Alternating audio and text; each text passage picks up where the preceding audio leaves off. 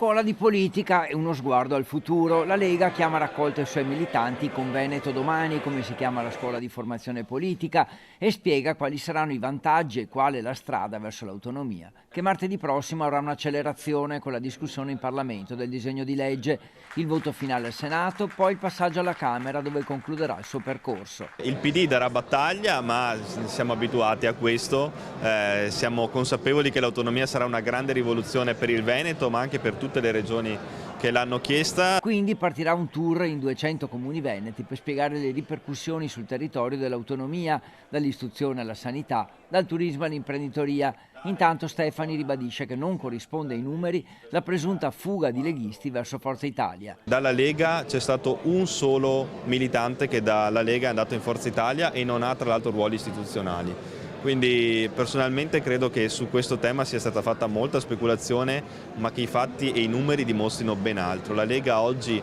tra l'altro presenterà un nuovo sindaco, siamo già a 5 nuovi sindaci dall'inizio del 2004, 49 amministratori. Infine, detto che la Lega insisterà per ottenere il terzo mandato per i presidenti di regione, difende la scelta di far votare in Consiglio regionale il fine vita. Abbiamo scelto la strada della libertà di coscienza, soprattutto su un tema etico. Se avessimo voluto farne una questione politica avremmo dato una chiara indicazione politica, così come abbiamo sempre fatto, e il risultato sarebbe stato completamente diverso. Anzi, io ringrazio il Presidente Zaia perché ha permesso una discussione libera e democratica su un tema fondamentale. Siamo stati la prima regione a farlo e quindi credo che questo sia un risultato importante.